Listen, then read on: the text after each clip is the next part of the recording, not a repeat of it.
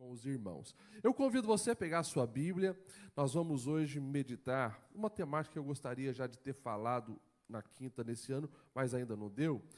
Em Mateus 6, a partir do verso 5, nós vamos falar sobre oração. Você, toda semana, quando vem aqui, você vê esse tema, né? Oração, a força que move a igreja. Nós, desde o começo do ano, estamos incentivando a igreja a refletir sobre a oração, mas o mais importante, praticar a oração. A oração, de fato, abre as portas, a oração, de fato, converte os nossos corações, nos leva para perto de Deus. A oração nos transforma de dentro para fora, e isso é maravilhoso. E hoje nós vamos falar, talvez, da oração mais famosa de toda a Bíblia, lá em Mateus 6, Jesus, então, vai falar sobre a oração do Pai Nosso. Vamos ler a partir do verso 5, Mateus 6, a partir do verso 5. Você pode também acompanhar na tela, que diz assim: quando vocês orarem, não sejam como os hipócritas. Eles gostam de ficar orando em pé nas sinagogas, nas esquinas, a fim de serem vistos pelos outros. Eu lhes asseguro que eles já receberam sua plena recompensa. Mas quando você orar, vá para o seu quarto, feche a porta e ore ao seu pai que está em secreto. Então seu pai que vem em secreto o recompensará. E quando orarem, não fiquem sempre repetindo as mesmas coisas, como fazem os pagãos. Eles pensam que por muito falarem serão ouvidos. Não sejam iguais a eles, porque o seu pai sabe do que você precisa antes mesmo de pedirem. Vocês orem assim. Vamos ler junto, então, a oração do Pai Nosso no 3? 1, 2, 3. Pai nosso que estás nos céus, santificado seja o teu nome. Venha o teu reino. Seja feita a tua vontade na terra como no céu. Dá-nos hoje o pão nosso de cada dia. Perdoa as nossas ofensas, como também temos perdoado aqueles que nos ofendem. E não nos deixes cair em tentação, mas livra-nos do mal, do maligno, pois teu é o reino, o poder e a glória para sempre. Amém. Glória a Deus. Alguém aqui nunca tinha orado o Pai Nosso? Acho que não, né? Curiosamente, numa nação como o Brasil, uma nação cristã, eu acredito que essa é a oração mais feita em todo o território brasileiro, talvez em todo o Ocidente, porque o Ocidente é cristão, talvez seja a oração mais feita e repetida, porém, ela também provavelmente é a oração menos escutada por Deus. Como assim, pastor Lediel? Porque muitas pessoas usam a oração do Pai Nosso como um mantra, sem refletir, sem entender, sem vivenciar, sem nem ao menos desfrutar do que está falando com as suas palavras. Então nós precisamos entender o contexto dessa oração para que nós venhamos fazê-la da maneira correta. Quando nós olhamos para esse texto, você vai ver que Mateus 5, lá no começo, Jesus ele leva alguns dos seus seguidores para o topo de uma montanha e ali acontece o que vai ficar famoso como o Sermão do Monte. Jesus vai explicar pilares importantes de todos os ensinos que durante os 3 anos ele faria. Então agora, lá no alto da montanha, ele está ensinando e de repente ele começa a ensinar as pessoas também a orarem. Lucas vai dizer que teve discípulos que pediu: Senhor, ensina-nos a orar. Isso é maravilhoso, porque nós estamos falando de uma cultura dos judeus, 2000 anos atrás. Todo judeu praticava pelo menos 3 orações por dia, pelo menos. Mas na cultura judaica, no meio dos rituais, às vezes de arrumar uma mesa, de preparar uma alimentação, eles estão fazendo oração. E de repente agora Jesus vai ensinar judeu a orar. E Jesus, é claro, ele vai ensinar de uma maneira diferente. E é isso que nós precisamos compreender para destravar privilégios que nós temos através do poder da oração. Então hoje, falando sobre a oração do Pai Nosso, Eu gostaria de elucidar para você, de uma maneira bem rápida, bem objetiva, o que significa essa oração modelo. Interessante, antes de Jesus dizer que vocês devem orar desta maneira, ele mesmo vai afirmar que há pelo menos duas maneiras que nós não devemos orar. Ele vai dizer assim: não usem a oração para se promoverem. Não seja como os hipócritas, aqueles que usam uma máscara, uma falsidade religiosa. Eles gostam de ir para a esquina, onde está todo mundo passando, e lá fazem orações mirabolantes para impressionar as pessoas e pensarem: nossa, como esse homem é consagrado a Deus. Jesus diz: não façam isso. Jesus não estava impedindo que nós orássemos publicamente. Ele só está dizendo: não use a oração para uma promoção pessoal. Ele diz: oração é aquela de coração verdadeiro, mesmo que estiver no teu quarto, com a porta fechada, o Pai vai te ver lá no secreto. Então Jesus diz: não use oração dessa maneira. E depois o próprio Jesus, ele vai dizer assim, a segunda coisa para nós não fazermos: não façam como os pagãos, que eles pensam que por muito falarem, serão ouvidos. E, lamentavelmente, na cultura cristã aqui do Ocidente, tem muitas pessoas que pensam que por muito falarem vão ser ouvidos por Deus. Eu pequei pouquinho essa semana, então eu vou orar 10 Pai Nosso. Eu pequei muito, então eu tenho que orar uns 50 Pai Nosso. Não é assim que funciona. Não é por muito falar que você vai ser ouvido pelo Senhor. Então Jesus, ele vai nos dar um modelo que não é para a gente ficar repetindo, mas para que nós viéssemos entender as etapas, um processo, o que deveria estar nas nossas orações. Você me entende, amém? Diga comigo então: Pai Nosso. Jesus, ele quebra um protocolo aqui. Porque se você estivesse 2000 anos atrás andando na região da Judéia e da Galileia, você não veria um rabi ensinando você a chamar Deus de Pai. Alguns versículos do Antigo Testamento, com o profeta Isaías, ele vai dizer que Deus é Pai. Mas era algo muito, muito, muito difícil de acontecer. A antiguidade via Deus como um Deus distante. Um Deus é aquele ser transcendente. E muitos viam apenas aquele Deus que está só caçando alguém fazer alguma coisa errada para puni-lo. E daí, de repente, chega Jesus dizendo: o Deus verdadeiro, ele é Pai. Isso quebra os protocolos, porque quando eu afirmo que Deus é Pai, primeira coisa que acontece, eu trago a proximidade de Deus para o meu coração. Ele não é aquele ser distante, mas ele sim é digno de honra, de respeito, mas ele pega uma figura paterna. É aquele Deus que cuida, que zela, que está interessado no seu bem. É o Deus que caminha contigo. É o Deus que te dá direção. É o Deus que provê sobre a sua vida. E isso é maravilhoso. E claro, fala também da minha identidade. Eu não sou qualquer um.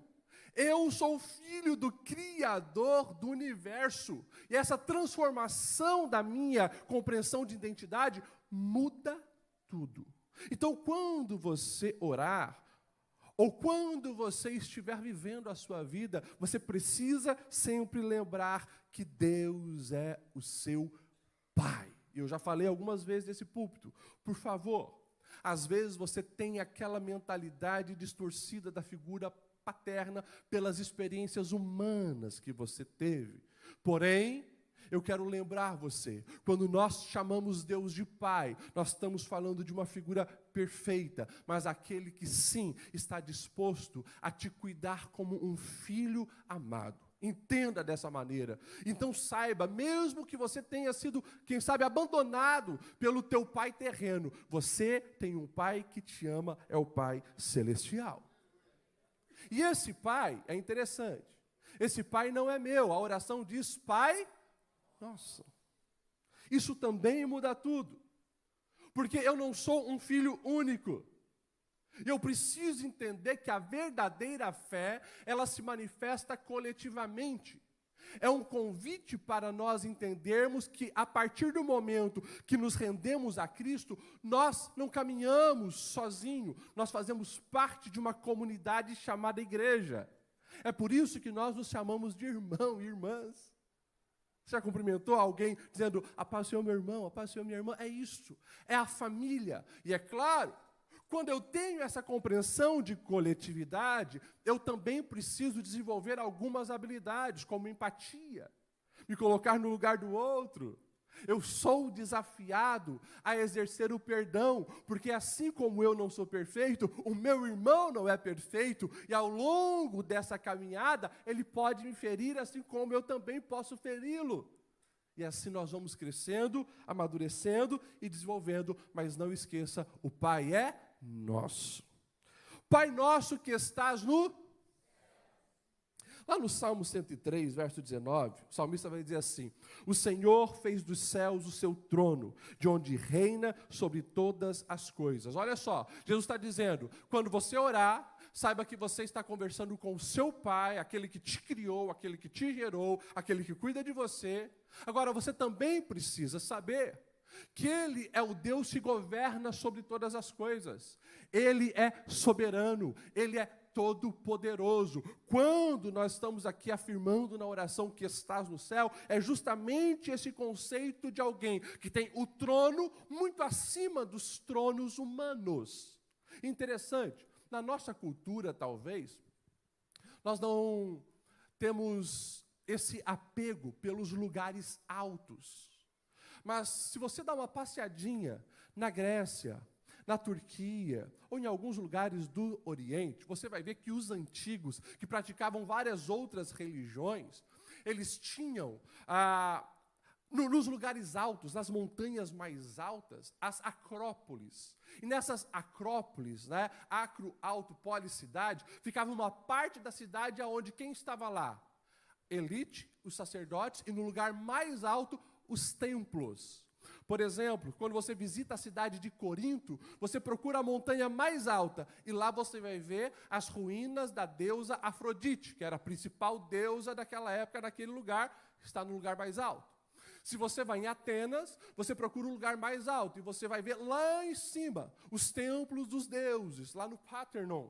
Então, todos os lugares aonde você vai, principalmente no Oriente, e na Antiguidade era assim, os lugares altos, as maiores divindades. E daí agora, nós temos uma afirmação de que o nosso Deus, Ele não está apenas numa montanha, Ele está nos céus, Ele governa sobre todos, Ele é aquele que tem o controle de todas as coisas. Quando Jesus está nos ensinando a orar dessa maneira, está convidando eu e você a reconhecer, você não serve qualquer Deus, você serve aquele que tem o controle de todas as coisas. Consequentemente, só nessas duas primeiras frases, o meu coração precisa descansar. E o convite do Senhor para nós é esse. Você serve um Deus que é todo-poderoso, governa sobre todas as coisas, Ele é o teu Pai, ou seja, Ele te ama com o amor pleno, com o amor perfeito. Se Ele me ama e se Ele governa sobre todas as coisas, a pergunta que nós precisamos responder para a nossa alma é: por que caminhar ansiosamente? Por que se desesperar o tempo todo, se esse Deus governa sobre todas as coisas e se esse Deus ama você? Você me entende? Amém?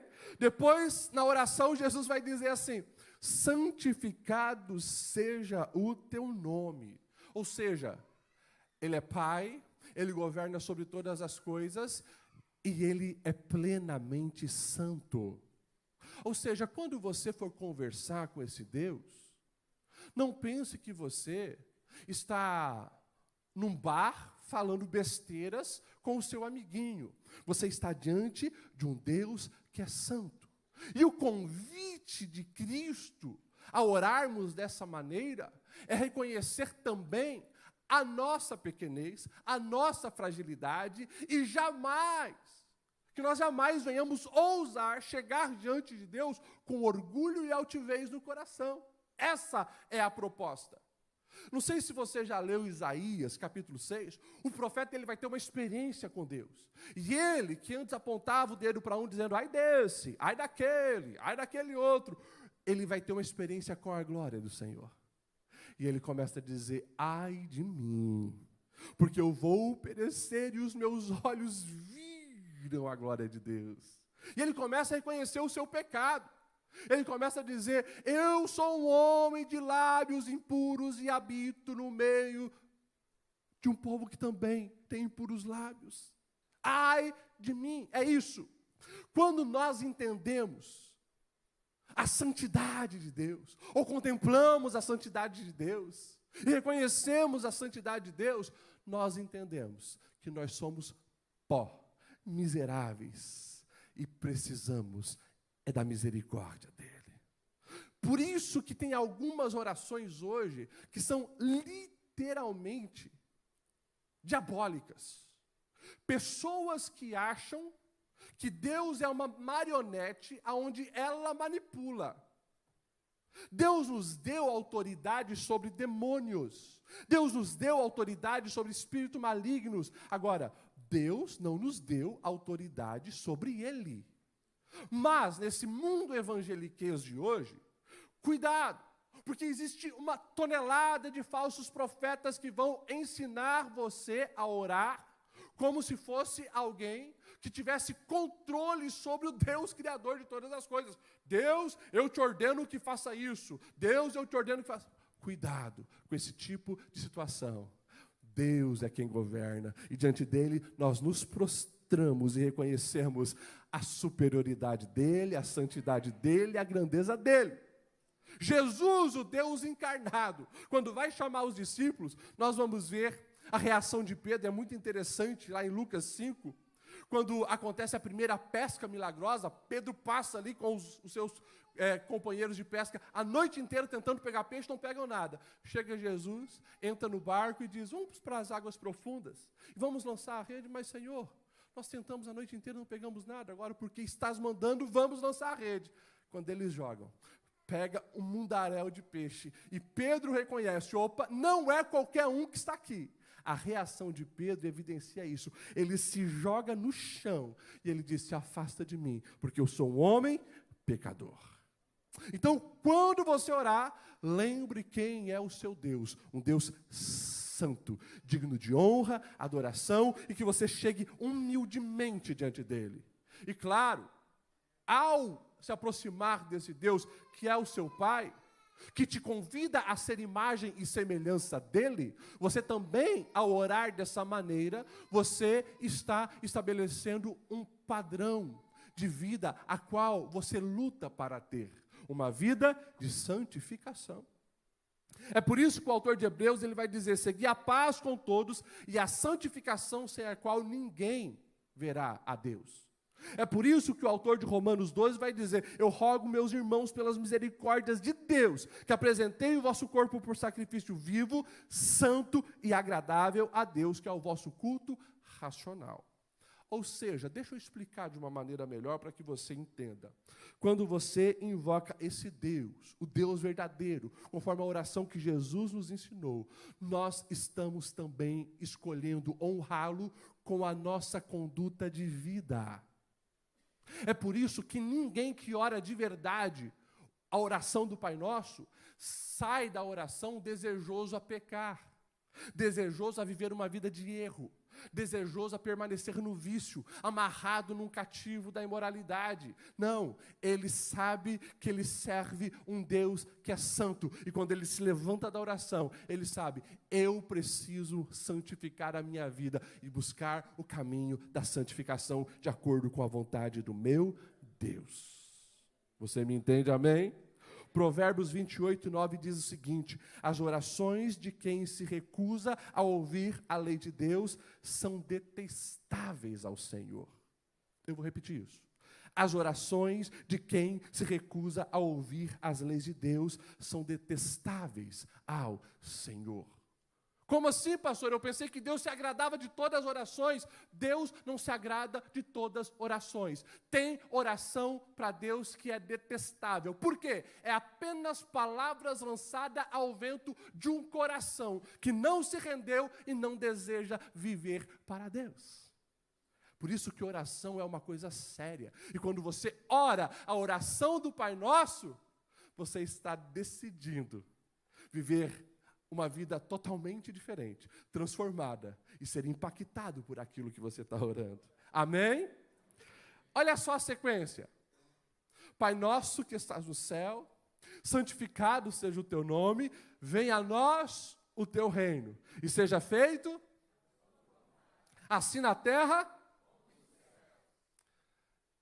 Essa oração é perigosa. E você deveria pensar 10 vezes antes de orar isso. Porque você, ao orar essa oração, você está dizendo: não quero mais a minha vontade, eu quero a tua, Senhor. Eu não quero mais ver de acordo com os meus reinozinhos que eu tenho criado aqui, para o meu conforto, para o meu prazer, para as delícias carnais, aquilo que enche o meu olho, aquilo que infla o meu orgulho. Você está dizendo: não quero, Senhor. Você entende que a vontade do Senhor para a sua vida é muito melhor do que o que você tem buscado para si mesmo. E você diz: eu estou abrindo mão de tudo isso para viver a sua vontade na minha vida. Quando Jesus chega em Jericó e ele se encontra com aquele chefe dos publicanos, chamado Zaqueu, e vai na casa de Zaqueu, é muito interessante. O Zaqueu, que sempre enrolou, logrou para se dar bem, saqueou bem de pessoas, enriqueceu, mas agora ele percebe uma coisa: isso não entrou na minha alma, isso não preencheu o meu coração, eu estava criando os meus reinos e fazendo a minha vontade. Jesus, a partir de agora, a minha vida vai ser diferente. Eu vou dar metade dos meus bens aos pobres, e aqueles que eu defraudei, aqueles que eu roubei, eu vou restituir 4 vezes mais. Ou seja, ele entende que precisa abrir mão das suas vontades para viver a vontade do Senhor. Jesus, enquanto caminhou nessa terra, e lá na reta final você conhece o clamor de Jesus no Getsemane, sabendo que ele seria por um momento afastado do Pai, ao receber a culpa da humanidade em si, para morrer na cruz. Ele vai fazer uma oração: se possível, passa de mim esse cálice, mas não seja como eu quero, não seja feita a minha vontade, Senhor, seja feito a sua vontade. É isso.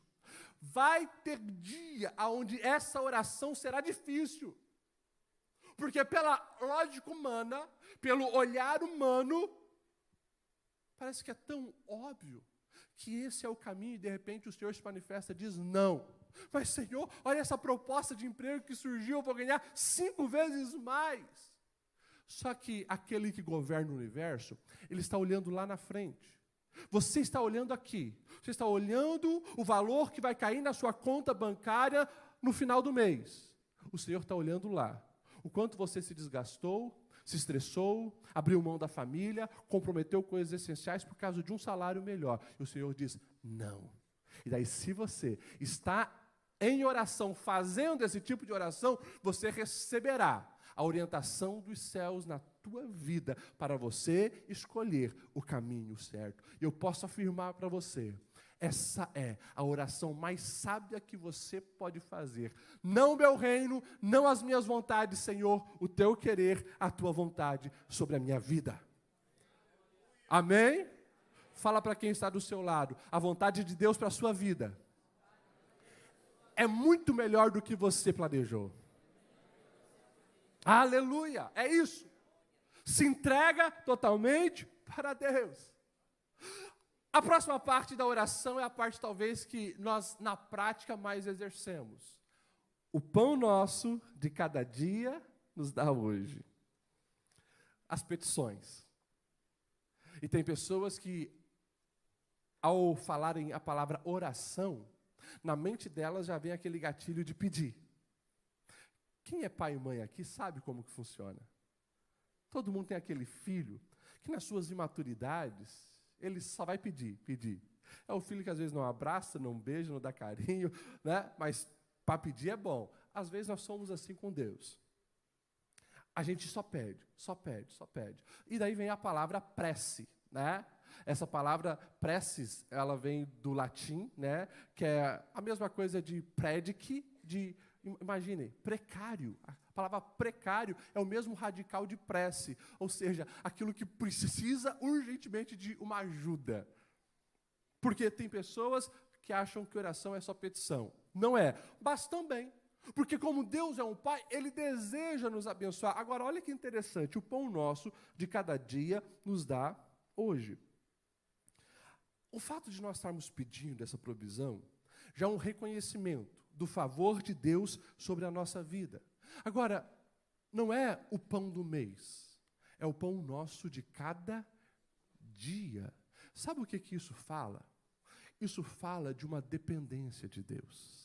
É nós reconhecermos que, para desfrutarmos das graças do Senhor, do favor do Senhor, das bênçãos do Senhor, nós dependemos dEle todos os dias. Se você voltar lá para o começo da Bíblia, no livro de Êxodo, o Senhor é aquele que vai fazer cair pão do céu para o povo que está no deserto. Mas eles não deveriam pegar para todos os dias. Todo dia, quando vocês acordarem, vai estar aqui. Aqueles que pegavam para os outros dias, o maná apodrecia. Mas aqueles que entenderam, nós somos dependentes de Deus. Eles terão a graça e o favor do Senhor todos os dias.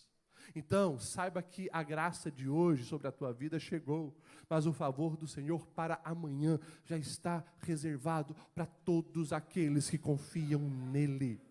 E o Senhor não vai deixar você miserável, mendigando pão. Você precisa confiar. E Deus irá suprir e prover sobre a sua vida. Você me entende, amém? O pão é meu ou o pão é nosso? Hã? O Pai é nosso e o pão é nosso. Mais uma vez, é um convite para nós compreendermos que o coração que se rende em oração é o coração que enxerga a coletividade. Ou seja, se o pão é nosso, eu não posso, através daquilo que eu recebo de Deus, manifestar um egoísmo. Tem pessoas que chegaram aonde estão porque os demais, ao serem abençoados, tinham essa mentalidade, derramaram sobre a vida dela, compartilharam sobre a vida dela. Mas alguns, quando recebem, ele acha que é dele. E ele não derrama e não transborda sobre a vida de ninguém. Ele está com um cesto cheio de pão, enquanto tem alguém desnutrido do lado dele. E ele está aqui. É meu, é meu. Isso não é espiritual. Isso é diabólico. Certa vez um ateu, ele querendo afrontar a fé, disse: se Deus existe, por que existe tantas pessoas passando fome hoje em dia? E um senhorzinho muito sábio se manifestou dizendo: isso não tem nada a ver com Deus. Deus continua fazendo o sol nascer, a chuva cair e a terra botar o alimento. O problema é o coração humano egoísta. Enquanto alguns têm toneladas, outros não têm nada. Nós precisamos aprender que o pão é nosso. E aí, quando você tem essa mentalidade, você não consegue passar por uma pessoa que de fato está necessitada. Você tendo dois, não repartir com aquele. Nós precisamos entender que, à medida que Deus vai provendo sobre a nossa vida, nós somos chamados a compartilhar. Até porque, isso é interessante, presta atenção nisso. A parte do pão nosso de cada dia, o pedido, vem depois de nós reconhecermos que Deus é o Pai nosso, que Ele está no céu, que Ele é santificado, que nós queremos que o reino dEle venha. Só depois a gente começa a fazer essas petições, sabe para quê? Para que justamente eu entenda essa dimensão e o meu coração venha se alinhando com Ele, para que quando eu pedir, eu não venha pedir de maneira egoísta e errada. Quando nós vamos ler a carta do apóstolo Tiago, o apóstolo Tiago vai dizer assim: pedis e não recebeis, porque vocês pedem mal, para esbanjarem em vossos prazeres. Deixa eu fazer mais uma crítica aqui. Te convidar a amadurecer na sua fé. Presta atenção nisso. No mundo gospel de hoje, onde todos estão com essa ferramenta e muitos olhando para uma tela, cuidado, porque tem pessoas que estão ali esbanjando uma vida do aparentar, andando com os carros milionários, com as lanchas milionárias, esbanjando dinheiro e com um discurso gospel, com um discurso Deus deu, Deus deu, Deus deu, Deus deu. E tem crente do outro lado da tela, olha, ambicionando aquilo, muitas vezes invejando aquilo. Cuidado. Não estou dizendo que Deus não pode abençoar financeiramente. Deus derrama bênçãos extraordinárias, de uma maneira que você não consegue nem dimensionar. Agora, cuidado, porque quando você começa a perceber um discurso de soberba, altivez, egoísmo, alguma coisa está errada. Aonde a verdadeira fé é manifestada, aonde o reino de Deus está ali manifestado, você vai ver mãos estendidas para ajudar e derramar as bênçãos sobre as outras pessoas. Você me entende, amém? 4 minutinhos para a gente finalizar. Perdoa nossas dívidas assim como perdoamos aos nossos devedores. Em algumas versões, como nós lemos, as nossas ofensas. Esse perdão que nós estamos agora pedindo que o Senhor nos perdoe, é o que nos permite chegar diante dele sem culpa, porque nós sabemos que erramos, somos falhos. Mas como é bom saber também que Ele é um Pai que nos perdoa, reconhece as nossas limitações, os nossos erros e fraquezas, e nos perdoa. Agora, você prestou atenção nisso aqui? O convite que é para nós avaliarmos a alma, ou seja, Jesus diz assim, na oração, perdoa as nossas dívidas, assim como perdoamos aos nossos devedores. Isso aqui é muito pesado e muito forte, porque há um convite do Senhor para nós analisarmos a maneira que estamos clamando por esse perdão. Você só tem o direito de receber o perdão de Deus, e Ele está dizendo, se você também perdoou aqueles que te ofenderam. Agora, presta atenção, não é o pastor Lediel que está falando, Jesus. Se eu estou guardando mágoa, rancor, amargura na minha alma, eu chego, Jesus, eu dei aquela pecadinha ali, você me perdoa? Eu vou receber esse perdão? Se é assim como eu estou decidido a perdoar? Pastor Lediel, e eu já falei isso aqui também, você não sabe o que ele fez contra mim. Você não sabe o que ela fez contra mim. As palavras de ofensa, as traições, e isso, e aquilo. A minha alma ficou ferida, a minha alma ficou machucada. É por isso que perdão não é sentimento. É uma decisão que eu tomo. Não baseado nas minhas forças, mas baseado na graça que já invadiu a minha vida. E é isso. Só consegue perdoar verdadeiramente quem pode dimensionar um pouco da graça que já recebeu e do favor que recebeu. Porque se nós colocarmos na balança, eu e você não tínhamos de jeito nenhum alguma maneira de recebermos o perdão dos nossos pecados, mas a graça dele se manifestou em nós. E é essa graça que nos capacita a perdoar. Por fim, e não nos deixe cair em tentação, mas livrai-nos do mal. Pois teu é o reino, o poder e a glória para sempre. Infelizmente, talvez das 3 petições, do pão de cada dia, do perdão e do livrar das tentações, essa seja a mais negligenciada. E nós, crentes, deveríamos orar todos os dias essa oração. Primeiro porque eu e você seremos tentados. Estamos numa jornada terrena e nós vamos ser tentados. O próprio Jesus foi tentado. Agora, quando nós estamos aqui em oração dizendo, Senhor, não nos deixe cair em tentação, mas livra-nos do mal, nós estamos reconhecendo sozinho, a gente não dá conta de se livrar das armadilhas diabólicas. É interessante, na versão que nós lemos, vai falar livrai-nos do mal e do maligno, porque justamente no original grego, a expressão mal, ela é associada com a figura maligna de Satanás. E é isso. Nós precisamos entender que todo dia, ao você acordar, já existe demônios que estão planejando a sua destruição. Ao você levantar, tem demônios querendo destruir a sua paz, o seu casamento, as suas finanças, a tua integridade emocional, a sua vida espiritual. Eles estão ali armando. E tem coisas que você não faz nem ideia. Mas pastor, teve dia que, confesso que eu acho que eu esqueci de orar. Alguém orou por você. Um pai, uma mãe, um amigo, um irmão, uma amiga, estava lá intercedendo por você. Agora, essa oração você precisa fazer todos os dias. Não me deixe cair em tentação. Livra-me do mal, Senhor. Eu não sou forte o suficiente. Me ajuda, me socorre. Porque o mal é sutil. E se nós acharmos que é na força do nosso braço, na nossa capacidade, ou, como alguns, aquele orgulho espiritual, esses são os mais propícios à queda.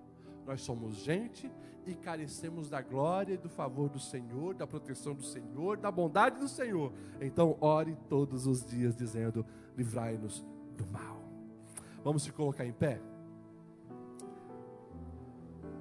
Pois teu é o reino, o poder e a glória para sempre, ou seja, o objetivo da nossa vida é a glória do Senhor. E Ele tem todo o poder. Então, por favor, a partir de hoje, se você for repetir as palavras do Pai Nosso, pensa bem no que você está dizendo. Mas lembre que isso aqui é um modelo que Jesus deixou para mim e para você, para que nós viéssemos crescer espiritualmente, orando como se deve orar. Pastor Lediel, eu preciso aprender a orar mais. Como que eu faço? Como tudo na vida, nós aprendemos a fazer as coisas fazendo. Como que eu aprendo a orar? Orando. Então ore um pouco mais. Clame ao Senhor. Interceda por vidas. O segredo da tua vitória, do teu sucesso, de alcançar objetivos de acordo com a vontade de Deus, dependem da sua oração. Amém? Feche os seus olhos. Deus, obrigado pela tua palavra, Senhor. E nós abrimos o coração para receber dos céus o discernimento e a compreensão sobre o poder da oração. E nós queremos orar de acordo com os ensinos de Jesus. Não orar com o objetivo de receber aplausos, gerar admiração de pessoas, e muito menos queremos ficar repetindo palavras em vão. Nós queremos abrir o nosso coração, nos rendermos a Ti totalmente, Senhor, clamando que de fato a Tua vontade seja feita na nossa vida. E eu peço que o Espírito Santo esteja trazendo esse despertamento sobre a mentalidade da sua igreja, Senhor. Infelizmente, há cristãos patinando na vida espiritual há anos por não entender isso. Desperta-nos, destrava-nos, leva-nos a níveis mais profundos de intimidade contigo, Senhor. Ensina-nos a orar de uma maneira que de fato seja autêntica, verdadeira, onde a nossa alma se derrame na Tua presença, a Tua glória nos invada e venhamos viver o Teu reino, a Tua vontade, o Teu querer sobre a nossa vida. Pedimos essas bênçãos sobre nós, no nome de Jesus. Amém e amém. Você pode dizer para quem está do seu lado, o Pai é